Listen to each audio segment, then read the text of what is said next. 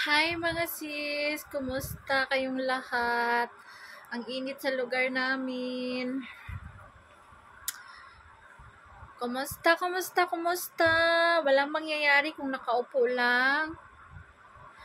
Galaw-galaw din para hindi magang pumanaw, 'di ba?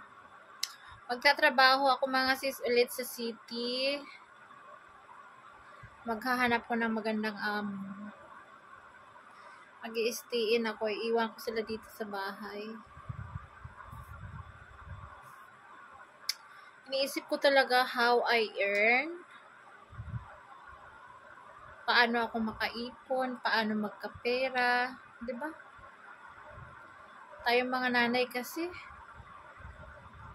iniisip natin yung kung ano ang bukas. Nanghihinayang lang ako sa panahon, sa time na sinayang ko. Well, dito sa bahay, nagkagampanan ko naman ang kalinisan, ang ano ng mga anak ko, pagluluto, ganyan. Si Elias na muna siguro dito sa bahay kasi parang ang hina ng ano niya. Ako muna ang magtatrabaho. Kaso alam niyo yung magtatrabaho ka, ang iisipin ni Elias, manglalaki ka na. Ganon siya ka-advance mag-isip. Ano sabi niya? Iiyutin ka lang ng amo mo. Ay, iiyutin. Grabe as Elias mag-isip. Grabe, sobra. Trabaho ang hinahanap ko, pera, hindi ganyan. Kung ganyan pa ang ginagawa, kung ganyan pa ang iniisip ko, matagal na ako naghanap ng iba. Sinabi ko sa kanya, sa kalagayan mong yan, tagal ko ang tagal na kitang pinalitan kung ganyan ng kadumi yung utak mo. Naku, nag-asawa na ako ng iba. Kaso, medyo may respeto pa ako sa'yo bilang asawa. Kaya sabi ko sa kanya, huwag ka magsalita ng mga ganyan, masasama. Lalo tuloy sasama yung buhay natin. Walang asinso kasi ganyan ka mag-isip. Puro ka close-minded, puro ka negative una. Wala man lang positive. Inuunahan niya ako ng negative agad.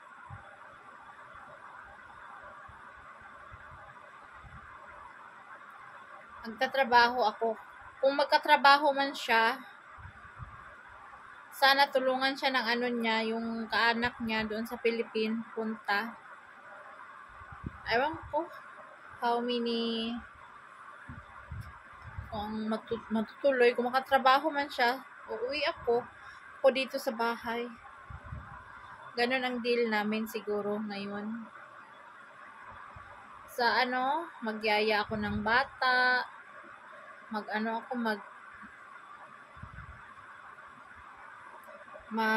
tawag nito?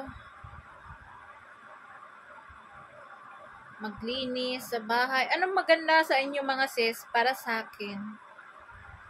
Ang tawag nito? Tagalinis sa bahay or yaya sa bata? Anong maganda? Siguro mas magandang yaya sa bata. Kasi pag tulog ang bata, tulog din ka. What do you think mga sis? Pinag-iisipan ko talaga kasi habang may lakas pa, 'di ba? Pwede pang magtrabaho. Kung wala ka ng lakas, hintayin mo yung tumanda ka na, tapos wala kang pera, naku, pati kaanak mo itapon ka. Pati kapatid mo siguro itapon ka. Wala ka ng pakinabang.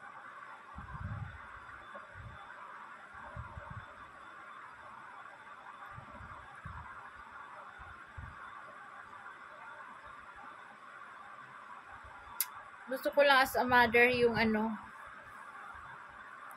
lahat naman tayo mukhang pera. Diba? Kasi wala tayong pera. Talaga, maghanap ng pera. Ganon. Gusto ko lang magkaroon ng pera. Ganyan. Kasi ang vlogging hindi na sapat talaga. Maghahanap ako ng trabaho kung sapat pa. Hindi na nga ako nakakaabot ng 10k views. Nasa na lang. 2, 1, 3, 4, ganyan. Ang magandang sweldo. Everyday, meron kang 10, 20, 30, 40, 50k views. Yun sa atin na gumawa ng paraan hambang maaga pa. Diba mga sisi? Comment down kayo anong maganda sa akin. Anong advantage sa pagyaya ng bata at saka ano yung pang, ano man tawag ng tagalinis? Taga ano ng bahay?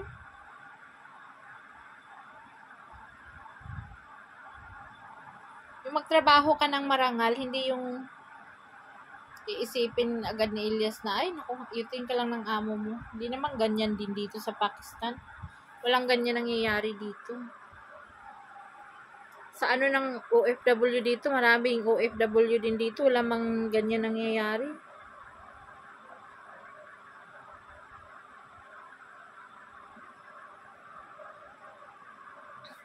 Comments kayo mga sisi, may passport na ako, pwede rin ako magtrabaho sa ibang bansa, ready to fly na ako. Baka gusto nyo akong kunin dyan, kasama sa bahay ninyo, pwede ako mga sis.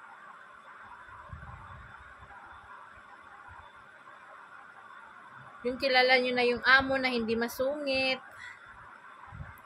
Ready to fly ako mga sisi. Ako na lang mag-OFW, hayaan ko na sila dito.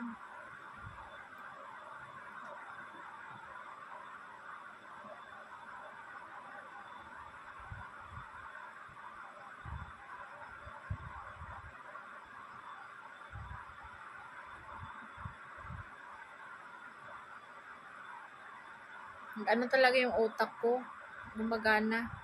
Kumilos ka na Rosana habang maaga pa. Huwag magsisi, kasi ang pagsisisi na sa huli. Dapat nagtrabaho ako nung medyo bata-bata pa. Ako, 60 years old na ako ngayon. 50 years old na ako ngayon. Ganitong buhay ko. Kasi kasalanan mo yan, nung bata ka, hindi ka nagtrabaho. Diba? Ganyan na sa utak ko, mga sis. Ano ba yan? So, sana relax lang. Relax lang. Hindi naman na ibig sabihin na God will provide. Yes, God will provide. I believe. Pero, kikilos ka. Huwag yung nakaupo ka lang. Huwag yung tulog ka lang dyan. Kumilos ka para magkaroon ka ng pera. Guys, mukha na akong pera talaga. Kasi wala akong pera eh.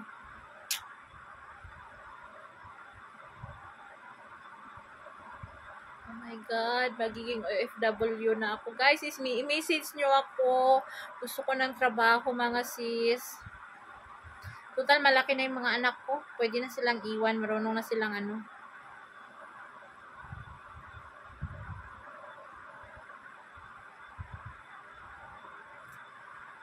Kunin nyo nga ako. Mga viewers, saan makayang sulok ng mundo? Kunin nyo nga ako. Ay, Diyos mio, Marimar. Life is so...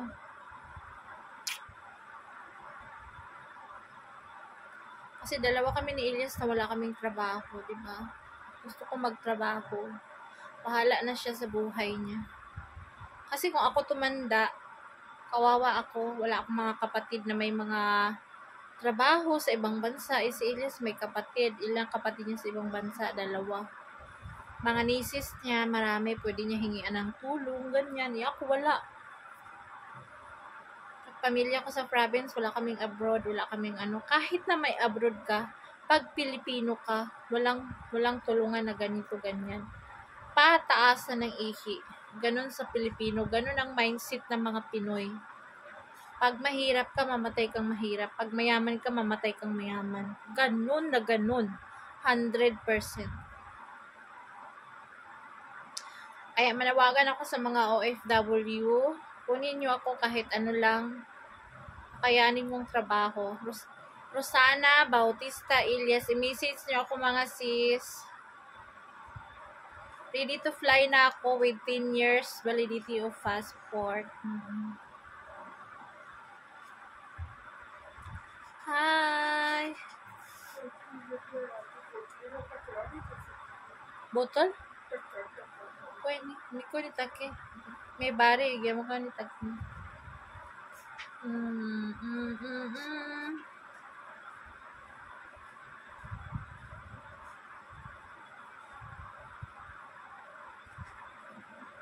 So, ayan na guys.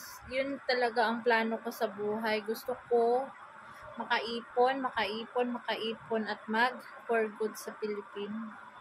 Gusto ko doon magtinda ng mga kamote Q, banana Q. Kahit mag-earn ka man lang ng 100 or 100 every day, di ba? Libre na yung kape mo. Pangangailangan mo sa araw-araw. Sigaw ka ng banana Q, kamote Q, biko. Malinis sa paraan. Maliit man, pero malinis sa paraan ang pagiging paghahanap buhay, di ba? Gusto ko mga sis, yun lang. Tao heartily na pananawagan, i-PM nyo ako kung gusto nyo.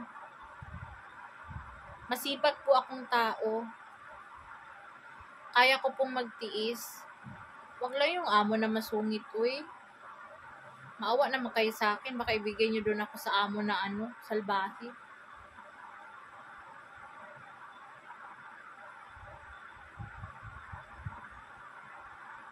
Yan na mga sisi. Salamat. Sana may kumuha sa akin. Tuwang-tuwa ako at siguro yung pamilya ko, lalo na si Myra kasi mag-iipon kami tapos uuwi kami sa Philippines. Yun ang ni Myra. Tanong ng tanong, kailan kami babalik? Sabi ko, pagkain niya, hirap tayo eh. Yan pa bang iisipin mo, isang tao? 200 plus ang isang tao, isang ticket. Ako. Sa pira nila dito, 200,000 plus. Bababa na yun ha. Meron pang 300 isang tao. Mahal.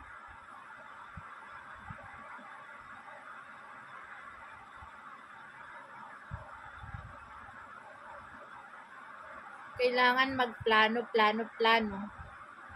Kasi kapag magplano kami, dalawa ni Elias, nag-aaway lang kami. Kailangan solo flight ko na ito.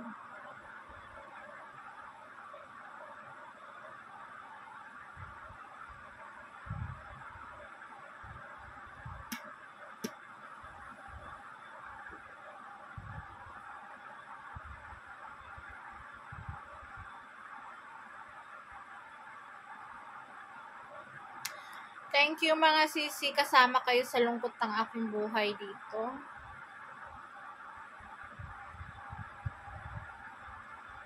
Sa isang araw ngayon, 2 video na gawa ko.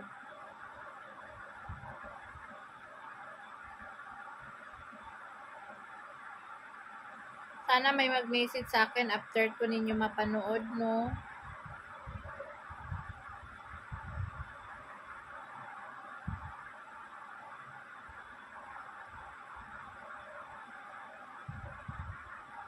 Madali lang naman ang panahon, guys. 2 years. Ang dali lang panahon. Huwag mo lang bibilangin. Super bilis ng panahon.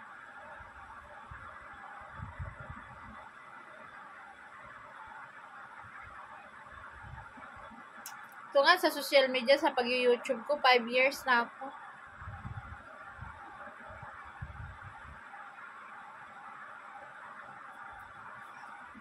Kaya nagsawa na yung mga ibang tao.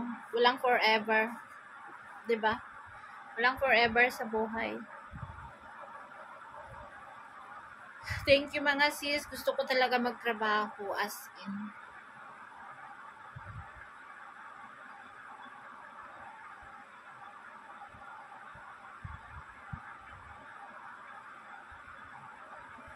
Bye! Alam niyo na kung ano nang laman ng utak. Alam niyo lahat kung ano ang laman ng utak ko, no? Kasi may nanay pa ako at kapatid. Special kong kambal, tsaka yung nanay ko matanda na. Yan ang iniisip ko. Isa din yan ang iniisip ko. Kaya, laban. Sana may mag-message sa akin. Hi, Rosana. May passport ka. Punta ka dito. Magtrabaho. Kasama tayong dalawa. Go ako dyan mga sis. Message na lang ako sa Rosana Bautista Ilyas. Thank you for watching. Bye. God bless everybody.